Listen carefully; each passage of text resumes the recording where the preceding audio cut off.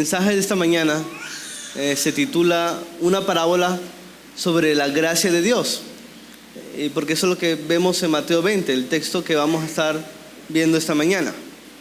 Quisiera comenzar relatando una anécdota que tal vez algunos de ustedes ya conozcan.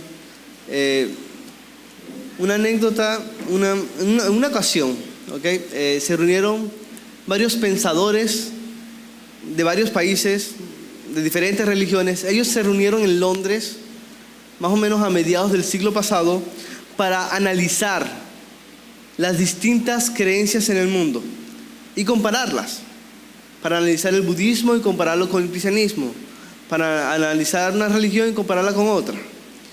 Y en un momento de la reunión, estos eruditos se preguntaron si el cristianismo tenía algo en particular que no pudiera encontrarse en ninguna otra religión o en ninguna otra creencia. Algunos decían que era la encarnación de Jesús, y otros decían que la resurrección. Pero en el salón, estos eruditos no se terminaban de poner de acuerdo, porque otras religiones tienen sus propias versiones, por así decirlo, de encarnaciones y resurrecciones.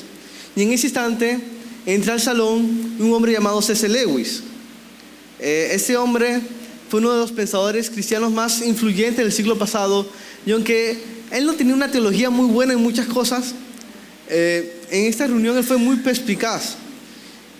Y cuando preguntó a qué se debía la discusión que estaban teniendo en el salón, y le explicaron que estaban buscando algo único del cristianismo, él respondió de inmediato: eso es muy fácil, el concepto de la gracia. Eso es lo que tú consigues en el cristianismo que no consigues en ningún otro lugar. Y las personas que lo escucharon tuvieron que estar de acuerdo, es verdad, la gracia de Dios. Y por supuesto hay otras cosas únicas del cristianismo, pero la gracia es crucial en nuestra fe. Si quitas de la Biblia el mensaje de la gracia de Dios, tú te quedas sin evangelio. Si quitas de la Biblia el mensaje de la gracia de Dios, tú te quedas sin cristianismo, tú te quedas sin esperanza, tú te quedas sin fe. Según otras religiones, mi desempeño, lo mucho que yo haga, lo bien que yo me porte, lo mucho que yo me esfuerce, determina lo que yo recibo. Pero solo en el cristianismo, lo que yo recibo del Dios verdadero no tiene que ver con mi desempeño, tiene que ver con su gracia, tiene que ver con su amor. La gracia es cuando Dios nos da por amor lo que nosotros no merecemos. De eso se trata. Y la parábola que veremos hoy, en Mateo 20, trata también sobre esto, sobre la gracia de Dios, y fue dicha en un contexto al que debemos prestar mucha atención.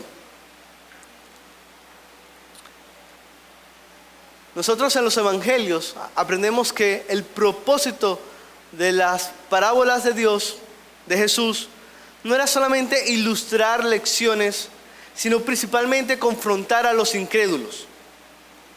Y sus discípulos sabían que ese era el propósito de las parábolas. En Lucas capítulo 8, versículo 10, Jesús les dice: a vosotros os es dado a conocer los misterios del reino de Dios, pero a los otros por parábolas, para que viendo no vean y oyendo no entiendan. O sea, las parábolas tenían el propósito de confrontar a las personas que no eran muy humildes para escuchar lo que Dios estaba hablando. Y sin embargo, nosotros vemos que la parábola que vamos a estar viendo en Mateo 20 está dirigida a los propios discípulos, no está dirigida a la gente de afuera. Esta historia está diseñada para confrontar no solamente a los no creyentes, sino de manera especial a los que ya son seguidores de Jesús, a las personas que ya son sus discípulos, porque Jesús le cuenta esta parábola a ellos. Entonces vamos a ver un poco el contexto, ¿ok? Antes de entrar como tal en el texto. Vayamos a Mateo capítulo 19, versículo 27. Mateo capítulo 19, versículo 27. Nosotros vemos que en los versículos anteriores a eso, Jesús confronta a un joven rico que era incapaz de dejar sus riquezas a un lado para seguirlo a él. Y entonces Pedro le dice a Jesús en Mateo 19:27, le dice: he aquí, Jesús, nosotros lo hemos dejado todo y te hemos seguido. ¿Qué pues tendremos? En otras palabras, Pedro le está diciendo: mira, este joven rico no está dejando lo que tiene que dejar para seguir a ti, pero nosotros sí lo hemos dejado. ¿Qué nos vas a dar a cambio? ¿Qué tendremos? ¿Qué nos vas a dar a cambio de que nosotros hayamos dejado todo por ti, Jesús? Entonces Jesús responde diciendo a sus apóstoles, sus discípulos, que cualquier cosa que ellos hayan dejado por seguirlo a Él no se compara a las bendiciones que van a recibir. Les dice que ellos tendrán posiciones exaltadas para juzgar a las tribus de Israel, y que todo discípulo de Él encontrará en la familia de la fe mucho más que lo que hayan dejado atrás. Y les dice que muchos primeros serán últimos y los últimos primeros. Eso es lo que está en el versículo 28 en adelante. Dice Mateo 19, versículo 28, y Jesús les dijo: de cierto os digo que en la regeneración, cuando el Hijo del Hombre se siente en el trono de su gloria, vosotros que me habéis seguido también os sentaréis sobre 12 tronos para juzgar a las 12 tribus de Israel. Y cualquiera que haya dejado casa, su hermano, su hermana, su padre, o madre, o mujer, o hijos, o tierras, por mi nombre, recibirá 100 veces más y heredará la vida eterna.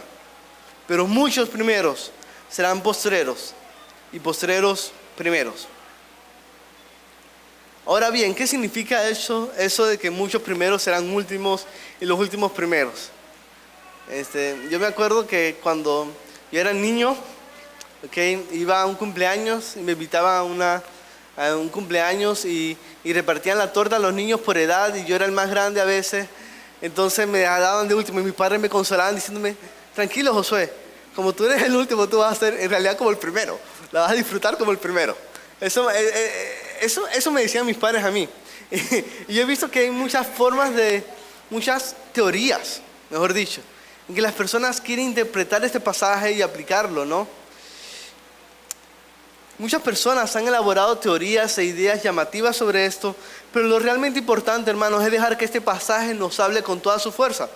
Jesús mismo nos enseña a qué se refiere cuando dice que muchos primeros serán últimos y muchos últimos primeros, porque para eso fue que cuenta la parábola que vamos a ver ahora. ¿Okay? Prestemos atención ahora sí a Mateo capítulo 20, versículo 1. Jesús viene diciendo que muchos primeros serán postreros y postreros primeros. Versículo 1, Mateo 20 dice: porque el reino de los cielos es semejante a un hombre, padre de familia, que salió por la mañana a contratar obreros para su viña. No se nos dice si los necesitaba o no, simplemente salió a buscarlos. Y habiendo convenido con los obreros en un denario al día, eso era el salario normal de un día de trabajo, los envió a su viña. Saliendo cerca de la hora tercera, vio a otros que estaban en la plaza desocupados, y les dijo: id también vosotros a mi viña, y os daré lo que sea justo. Y ellos fueron. Salió otra vez cerca de las horas sexta y novena, e hizo lo mismo. Varias veces durante el día salió a buscar trabajadores. Y saliendo cerca de la hora undécima, que eso era casi la última hora del día del trabajo, halló a otros que estaban desocupados y les dijo: ¿por qué estáis aquí todo el día desocupados? Le dijeron: porque nadie nos ha contratado. Él les dijo: y también vosotros a la viña, y recibiréis lo que sea justo. O sea, vemos cuán generoso es este hombre. Está terminando el día y aún así está llamando a gente a trabajar con él para darles trabajo. Cuando llegó la noche, el señor de la viña dijo a su mayordomo: llama a los obreros y págales el jornal, comenzando desde los postreros hasta los primeros. Y al venir los que habían ido cerca de la hora undécima, los últimos que fueron contratados, recibieron cada uno un denario. Al venir también los primeros, pensaron que habían de recibir más. Estuvieron desde la mañana. Pero también ellos recibieron cada uno un denario. Y al recibirlo, murmuraban, obviamente. Murmuraban contra el padre de familia diciendo: estos postreros han trabajado una sola hora y los has hecho iguales a nosotros, que hemos soportado la carga y el calor del día. Y él respondiendo dijo a uno de ellos: amigo, no te hago agravio. ¿No conviniste conmigo en un denario? Eso no fue lo que acordamos. Toma lo que es tuyo y vete, pero quiero dar a este postrero como a ti. ¿No me es lícito hacer lo que quiero con lo que es mío? ¿O tienes tu envidia porque yo soy bueno? Así, los primeros serán postreros y los postreros primeros, porque muchos son llamados, pero pocos los escogidos. Notemos que aquí Jesús cambia el orden de la frase anterior para reflejar el orden en que el hacendado de la parábola hizo los pagos a sus trabajadores. Él dice en Mateo 19 que muchos primeros serán postreros y postreros primeros, y aquí dice que muchos postreros serán primeros. Cambia el orden para reflejar el pago, para reflejar lo que nos dice la parábola. Y con esta parábola Jesús nos está explicando a qué se refiere su dicho de que muchos primeros serán últimos y muchos últimos primeros. Se refiere, hermanos, a que en el reino de Dios las recompensas y bendiciones que Dios me da no se deben a qué tanto trabajé, si fue el que más trabajé o el que menos trabajó. Se deben primeramente a su generosidad. Mi desempeño no determina lo que yo recibo de parte de Dios. En otras palabras, la gracia de Dios está por encima de nuestras nociones sobre cómo merecemos que Dios nos dé cosas en base a lo que hacemos. La gracia de Dios está por encima de todas nuestras concepciones. Es como si Jesús le dijera a Pedro: mira, Pedro, a ti y a los demás discípulos les daré muchas bendiciones, porque eso he prometido, pero no olvides que yo soy soberano para dar lo que yo quiera dar, como yo lo quiera dar. No creas que lo que tú haces por mí determina en realidad cuánto te daré. Eso lo determina mi generosidad.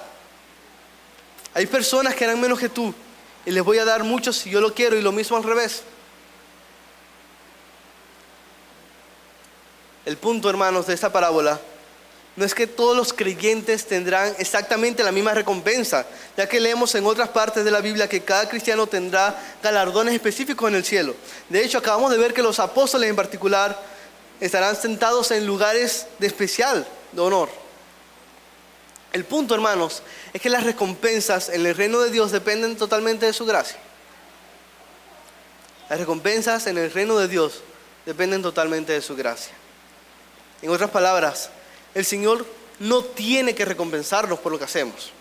Y si pensamos que podemos determinar o predecir o proponer cómo vendrán las bendiciones del Señor sobre nosotros, estamos equivocados, porque Dios es soberano en su reino y nosotros no. Un pastor, amigo muy querido, hace años me dijo algo que es muy cierto. El reino de Dios es un reino. Hay un rey, no es una democracia. Él es el rey. Él decide cómo son las cosas. De hecho, Jesús dijo en Lucas capítulo 10, versículo 17, Él le dice a sus discípulos: así también vosotros, cuando hayáis hecho todo lo que os ha sido ordenado, decid: siervos inútiles somos, pues lo que debíamos hacer hicimos. Dios no tiene por qué recompensarnos, Él es Dios.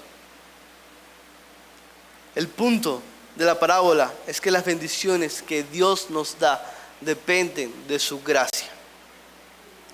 Ahora, hay dos cosas básicamente que aprendemos de la gracia de Dios en este texto. Y la primera es que la gracia de Dios es soberana. ¿Por qué Dios espera hasta la última hora para llamar a algunas personas a la salvación y servir en su reino? La parábola no nos dice nada sobre eso, no nos explica por qué, pero sí vemos que desde el punto de vista celestial Dios tenía todo bajo control. Él es soberano. Él decidió cuándo salir a buscarnos a nosotros. Él decide cuándo llamar a las personas, y no solo decide eso, sino que también decide cuánto darles. En versículo 15 leemos: ¿no me es lícito hacer lo que quiero con lo que es mío? Y yo creo, hermanos, que la enseñanza sobre la soberanía de Dios es la doctrina más ofensiva en toda la Biblia. Y te voy a explicar por qué. Porque somos orgullosos por naturaleza. Nos gusta tener nuestro propio sentimiento de autonomía. Nos gusta dejar un espacio para nuestros méritos, para después sentirnos orgullosos. Pero debemos ser humildes y reconocer lo que la Biblia enseña sobre la gracia de Dios. El apóstol Pablo habla sobre esto en Romanos 9.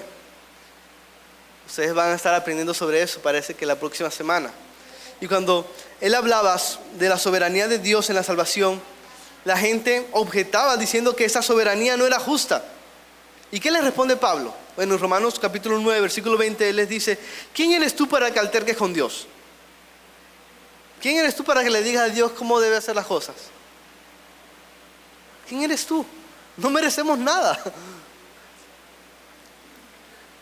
La forma en que Dios reparte sus bendiciones, misericordias y galardones dependen en última instancia de su soberanía, hermanos. Nosotros no podemos obligar o forzar a Dios. Tampoco podemos meterlo en una especie de cajita teológica para que se amolde a nuestras ideas de cómo queremos que Él nos bendiga o bendiga a otras personas. Él es soberano. Él es soberano, hermanos. Eso debe conducirnos a la humildad.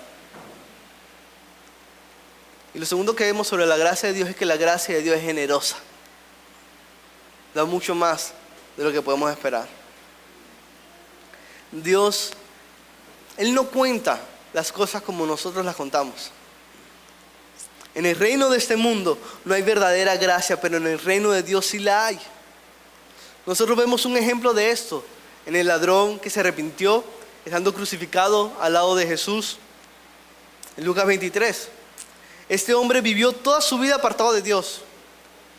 Pero justo cuando estaba muriendo, se arrepintió de su maldad y Jesús le prometió vida eterna. Así de inmensa es la gracia del Señor, hermanos. Dios, Él no es malvado, Él no es resentido, Él no está enojado con las personas que entran tarde a su reino. En cambio, Él es más generoso y más misericordioso de lo que nuestra mente puede concebir. Entonces tenemos que las bendiciones que Dios nos da dependen de su gracia soberana y generosa. Y necesitamos entonces entender que esta parábola nos habla a nosotros. Necesitamos comprender mejor la gracia de Dios porque somos expertos en contabilizar lo que hacemos. Somos como los primeros hombres de esta parábola, pendientes de todo el sol que tomamos, de lo mucho que hicimos en la iglesia, de lo mucho que a veces oramos, de lo bien que a veces nos portamos, de todo el peso que llevamos. Sinceramente, en ese sentido, tendemos por nuestro pecado a ser egocéntricos, en vez de olvidarnos de nosotros mismos para estar enfocados no en nosotros, sino en Dios. Por eso terminamos actuando muchas veces de la forma patética en que actuaron los hombres de esta parábola, queriendo exigir al hacendado lo que no les correspondía. A veces somos así, a veces queremos de alguna manera exigirle a Dios lo que no nos corresponde. Nuestra actitud contabilizadora nos conduce a olvidar la generosidad de Dios. Él no tenía que llamarnos en primer lugar. Necesitamos comprender mejor la gracia de Dios porque también somos expertos en querer fijar las condiciones de nuestra relación con Él. Queremos que nuestra relación con Dios sea como nosotros fijemos y determinemos. Nosotros leemos en esta parábola que los primeros hombres habían acordado con el hacendado el salario de un denario. Pero no vemos precisamente que haya sido el hacendado el que haya establecido ese pago. De hecho, en las otras veces que salió a buscar trabajadores a su viña, él nunca les dijo de antemano cuánto les pagaría. En otras palabras, este hombre tenía la clara intención de ser generoso. Es probable que si los primeros trabajadores no hubiesen acordado nada con el hacendado, este hombre generoso les hubiese dado mucho más. Es probable. Y con eso Jesús entonces, Él quiere decirle a sus discípulos, mira, ¿estás seguro de que quieres fijar cuánto quieres recibir de mí? ¿Estás seguro de que quieres fijar cuánto quieres recibir de Dios? Porque si tú quieres fijar cuánto quieres recibir de Dios, lo más probable es que te quedes con mucho menos de lo que Dios quiere darte. Hermanos, si la gracia de Dios es soberana y es generosa, ¿no es mejor descansar en su bondad y esperar que Él quiera darnos lo que Él quiera darnos? ¿No es mejor confiar en su generosidad en vez de ser ambiciosos cuando seguramente Dios quiere darnos más aún de lo que estamos dispuestos a pedirle a Él? Esto es mencionado por Pablo en Efesios capítulo 3, versículo 20. Él dice, y aquel que es poderoso para hacer todas las cosas mucho más abundantemente de lo que pedimos o entendemos, según el poder que actúa en nosotros, a Él sea gloria en la iglesia, en Cristo Jesús, por todas las edades, por los siglos de los siglos. Amén. Dios es capaz de hacer mucho más de lo que nosotros incluso estamos dispuestos a pedir. Así de inmensa es su gracia. Martin Lloyd-Jones, un gran predicador del siglo pasado, él cuando predicaba este pasaje, él decía que si comenzamos a regatear con Dios, lo más seguro es que solo consigamos lo que queremos conseguir, pero nada más. No tratemos, hermanos, de fijar las condiciones de nuestra relación con Dios. Confiemos en que sus planes son mejores que los nuestros. Necesitamos también comprender mejor la gracia de Dios, porque somos expertos en compararnos con otros hermanos. Cuando olvidamos que toda la vida cristiana es por gracia, somos propensos a vivir comparándonos con los demás en vez de estar enfocados en Dios con alegría, humildad y gozo. Y cuando nosotros vemos que Dios bendice a un hermano de manera especial, por ejemplo, nosotros somos a veces tentados a creer que Dios es injusto con nosotros, como los primeros hombres de esta parábola que acusaron al hacendado de ser injusto. Presta atención a esto. Si el hacendado de la parábola hubiese pagado primero a los que trabajaron primero y estos se hubieran ido, y luego hubiese pagado a los últimos, los primeros no sabrían cuánto recibieron los últimos y no se hubiesen quejado.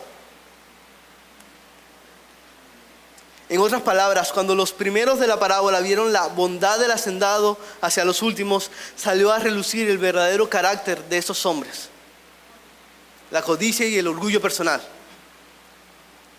A veces, hermanos, solo basta con que Dios bendiga aparentemente a alguien más que a mí para que entonces salga a relucir el espíritu orgulloso y ambicioso que hay en mi corazón. A veces solamente falta que Dios bendiga a otra familia, aparentemente más que a la tuya, para que entonces hay esa murmuración, hay esa envidia, hay ese enojo, hay esa frustración, como si Dios no nos diera cosas a nosotros. Al diablo le encanta que caigamos en esta trampa. Al diablo le encanta que nos comparemos con otros y que así dudemos de la justicia de Dios.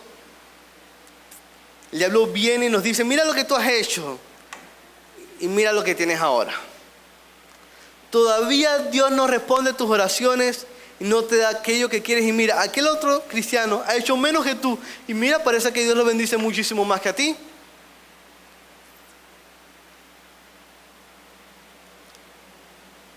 Cuando olvidamos la gracia de Dios, nos volvemos murmuradores y caemos en esa trampa del enemigo. Nos volvemos murmuradores en vez de alegrarnos por todo lo que Dios nos ha dado y que no merecemos. En vez de alegrarnos también por lo que da a otros cristianos, a otros hermanos en la iglesia. Ahora volvamos a la situación particular de los discípulos cuando escucharon esta parábola, ¿ok? ¿Cómo crees que ellos reaccionaron a esa enseñanza? O sea, nos gustaría pensar que ellos, cuando escucharon estas palabras tan confrontantes, ellos fueron transformados, se volvieron las personas más humildes del mundo, más agradecidas a Dios. Ay, Dios me está dando tantas cosas que no merezco. Gloria al Señor. No. Eso no pasó inmediatamente en ellos. De hecho, si vemos los evangelios, vemos que hasta el último día los discípulos eran tercos. Si, por ejemplo, alguien te da un regalo maravilloso que jamás merecerás, es comprensible que debas sentirte agradecido con esa persona. Pero si comprendes que no solo jamás merecerás ese regalo, sino que además el costo de ese regalo es incalculable, y que tú en cambio mereces en realidad todo lo opuesto a ese regalo, tú más humilde y más agradecido vas a ser. Hermanos, la gracia de Dios es gratis para nosotros, pero no porque sea barata, no porque la merezcamos, sino porque alguien pagó por ella cuando nosotros merecemos más bien la condenación eterna por nuestros pecados. Cristo murió por pecadores en la cruz del Calvario. Segunda a los Corintios capítulo 5 versículo 21 dice que al que no conoció pecado, Dios por nosotros lo hizo pecado para que nosotros fuésemos hechos justicia de Dios en él. Como alguien decía, Dios trató a Jesús como si hubiese vivido mi vida para tratarme a mí como si yo hubiese vivido su vida. Los discípulos de Jesús fueron tercos y no entendieron bien la gracia de Dios ilustrada en esta parábola hasta luego de que Cristo murió. Y vemos una transformación que hay en su carácter, lo vemos en Hechos, lo vemos en las epístolas. Cuando entendieron mejor el costo, cuando vieron la sangre derramada de Jesús, ellos dijeron, ok, esta gracia no es barata, esta gracia es costosa, esta gracia debería hacerme más humilde. Esto significa, hermanos, que si esta parábola fue confrontante para los discípulos cuando la escucharon, es sin duda más confrontante para nosotros ahora. Hoy tenemos una visión más clara del Evangelio que la que tenían los discípulos en este momento en el que Jesús no había muerto. Hoy entendemos mejor la gracia de Dios, porque entendemos mejor que no la merecemos y que tiene un precio alto que Cristo pagó por nosotros. Por tanto, hoy tenemos menos excusas para no descansar en esa gracia. Y considerando toda esta generosidad y soberanía de Dios en su gracia, es apropiado terminar este mensaje con dos llamados. Dos llamados. Primero, un llamado a los que están aquí y no han creído todavía el Evangelio, no son creyentes. Y el llamado es que vengas a Cristo hoy. Su gracia es generosa y es soberana para salvarte, para darte mucho más de lo que tú mereces, para darte primeramente vida eterna en su reino. Ven a Cristo hoy. Tal vez creas que puedes venir a Cristo más tarde, arrepintiéndote a última hora como el ladrón en la cruz y aún así recibir muchas bendiciones. Pero si piensas así, no has entendido la urgencia con que necesitas la gracia de Dios. Un predicador de hace 2 siglos llamado J.C. Riley, él dijo lo siguiente, él dijo que un ladrón en la cruz fue salvado para que nadie pierda la esperanza, pero solo uno para que nadie se haga vanas ilusiones. Una confianza errónea en esas palabras en la hora 1/10 ha supuesto la perdición de miles de almas. Fin de la cita. El punto de esta parábola es que las bendiciones de Dios dependen de su gracia, no que puedas venir a Cristo mañana u otro día. Ven a Cristo ahora. Si tus pecados son muchos, Él te perdona. Ven a Cristo ahora y si estás en muerte espiritual, como la Biblia dice que lo estás, tú recibirás vida eterna. Tú nacerás de nuevo, tú tendrás esperanza. Ven a Cristo ahora y sé maravillado por la generosidad de Dios. Y el segundo llamado es a los que ya somos creyentes. Pensemos un momento, hermanos. ¿Cuál es el mensaje que más necesita alguien que ya es cristiano? O sea, sabemos por la palabra que lo que el mundo más necesita es entender la gracia de Dios, una gracia que se nos muestra en el Evangelio, pero ¿qué es lo que más necesita alguien que ya es creyente? Nosotros vivimos en una época en la que hemos visto el concepto de la gracia de Dios como algo que solamente es para los incrédulos y no para los creyentes, algo que solamente es para los incrédulos y para los que están comenzando en la fe, no para alguien que ya ha creído en la fe y está madurando. Así solemos ver a veces la gracia de Dios, lamentablemente. Tenemos la mentalidad de que hablar sobre la gracia de Dios no es para cristianos ya maduros, porque ya sabemos sobre la gracia de Dios, ¿no es cierto? Sino solamente para los que están comenzando. ellos sí que se dan la gracia de Dios, eso es básico. Pensamos que una vez que ya entendemos el Evangelio y la gracia de Dios, podemos pasar a temas más profundos.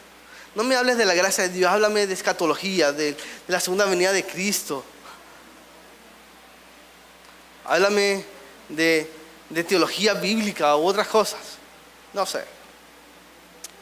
Pero la realidad que nos muestra la Biblia, hermanos, es que el mensaje que más necesitan los creyentes fue el mismo mensaje que necesitaron en su primer día como creyentes y que necesitaban antes de ser creyentes, y es el mensaje de la gracia de Dios. Recuerda que Jesús le está diciendo esta parábola no a personas que eran incrédulas, sino a personas que ya habían dejado todo para seguirlo a Él. Jesús no refuta a Pedro cuando Pedro le dice que ya habían dejado todo para seguirlo. Jesús no le dice, no, pero tú no has dejado todavía nada para seguirme a mí. No, Jesús reconoce que en verdad han dejado todo para seguirlo a Él, pero les recuerda que, hey, ya va, tú necesitas seguir profundizando en la gracia de Dios, en que todo es por gracia en la vida cristiana.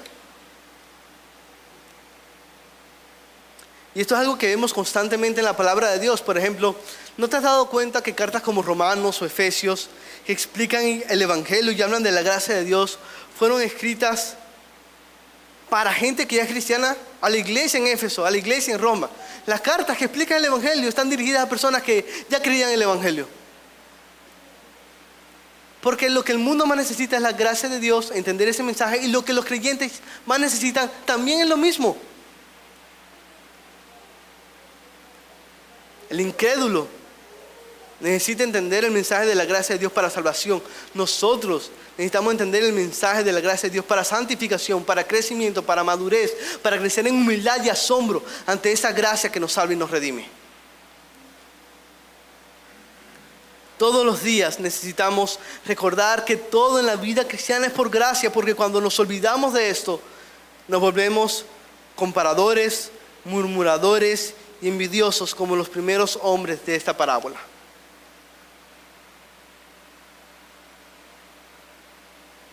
En otras palabras, hermanos, la murmuración que a veces puede haber en nuestros corazones, la envidia, ese espíritu que compara constantemente, eso no es nuestro mayor problema. Eso es síntoma del verdadero problema. El verdadero problema es que no hemos abrazado más aún la gracia soberana de Dios. Y debo confesar que esta parábola que leímos, en mi caso personal, me confronta con frecuencia. Porque estoy en contextos en los que, por ejemplo, es muy fácil compararme con otros. Hay otros predicadores en internet, otra gente que escribe en internet. Es fácil compararse. Ahí tú ves las estadísticas, ves los likes, ves los shares, ves los comentarios. Es muy fácil compararse. Y no sé cuáles son tus tentaciones particulares, pero en mi caso personal, por dar un ejemplo, sirviendo en internet, aparte de lo que hago en mi iglesia local, cuando veo todas estas cosas, soy muy tentado a compararme con otros. Y cuando veo que alguien parece ser más usado por el Señor que yo, me veo muy tentado a creer que Dios es injusto conmigo. Es fácil inclinarme a exigir que Dios me dé más bendiciones porque he trabajado más que otros. Es fácil inclinarme a llenarme de amargura o frustración. Es fácil abandonar el gozo que debo tener como creyente cuando olvido la gracia de Dios. Pero esta enseñanza me vuelve la vitalidad y me vuelve la alegría, porque me recuerda que Dios no me debe nada. No merezco nada en última instancia. Y si Dios bendice y usa a un creyente que ha hecho menos que yo, gloria a Dios por eso. Gente está siendo salva, gente sirviendo en el reino, gloria al Señor. Pero la gracia de Dios va más allá todavía, porque en realidad, si yo soy honesto conmigo mismo, puedo ver que yo no soy de los cristianos que más han trabajado para el Señor. Hay personas que han sudado muchísimo más que yo por el Señor, que han predicado más, que han servido más, que incluso han sangrado más. Y sin embargo, a veces parece que Dios me ha dado tanto o más que a ellas. Esto me confronta más aún y me conduce a maravillarme más ante la gracia de Dios. Entonces, esta es una de las formas en que esta parábola me confronta en mis circunstancias particulares y también debe afectar tus circunstancias particulares. Y es que en la vida cristiana, amados hermanos, no basta con comenzar bien. Hay que continuar bien. Hay que continuar profundizando en la gracia de Dios. Necesitamos recordar la gracia de Dios todos los días para ser agradecidos todos los días, para ser humildes todos los días, para ser gozosos todos los días, para que cuando el diablo venga con sus tentaciones y llevarnos a compararnos con otros o a dudar de la justicia de Dios, nosotros podamos decir: hey, ¿cómo vas a llegar con este cuento si Dios es soberano, Él es generoso y Él me ha dado mucho más de lo que merezco?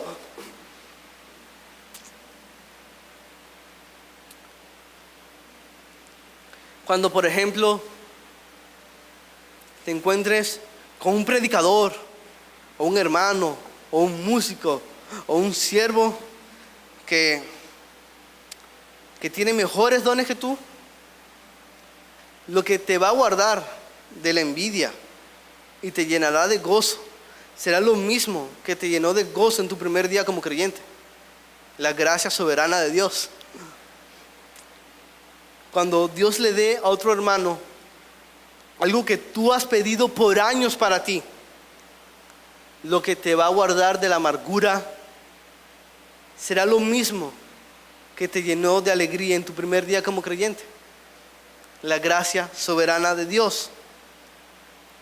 Cuando te dejes llevar por cualquier clase de codicia o ambición personal, lo que te traerá de nuevo a vivir con humildad y arrepentimiento será lo mismo que te llevó a vivir con humildad y arrepentimiento en tu primer día como cristiano: la gracia soberana de Dios. Cuando estés mirándote demasiado a ti mismo y todo lo que haces y midiendo tu desempeño, lo que te confrontará y te guardará de convertirte en un fariseo será lo mismo que te confrontó en tu primer día como creyente: la gracia soberana de Dios. Y cuando estés en tu último día como creyente, a punto de partir con el Señor, y te des cuenta de lo poco que en verdad hiciste para Él durante toda tu vida, de cómo en realidad todo este tiempo fuiste como los llamados a la última hora en la parábola, lo que te dará alegría y consuelo será lo mismo que te dio consuelo y alegría en tu primer día como creyente: la gracia soberana de Dios. La vida cristiana, hermanos, consiste en gracia sobre gracia, sobre gracia, sobre gracia. De eso se trata esta parábola. Y de eso se trata lo que necesitamos recordar todo el tiempo. ¿Estás buscando profundizar en esta gracia? ¿Te asombra esta gracia? ¿Eres capaz de vivir más y más en agradecimiento a Dios por toda esta gracia? Oremos que así sea, hermanos. Oremos que así sea. Padre, gracias, Señor, porque en tu misericordia, oh Señor, nos has dado mucho más de lo que merecemos, mucho más de lo que podemos calcular, mucho más de lo que podríamos ganar, oh Dios. Gracias, Señor, por la salvación en Cristo y por tantas bendiciones que derramas constantemente sobre nosotros, oh Dios. Concédenos reconocer siempre la soberanía de tu gracia. Concédenos reconocer siempre la generosidad de tu gracia. Que esto nos haga más humildes, oh Dios. Que esto nos haga más gozosos en ti. Solo a ti sea la gloria, oh Señor, por los siglos de los siglos. Y si hay alguien aquí que no conoce tu evangelio, Señor, que salga de aquí asombrado por esta gracia, Señor, y viva en agradecimiento a ti por esto, creyendo en Cristo como Señor y Salvador. Te pedimos esto en Cristo Jesús. Amén.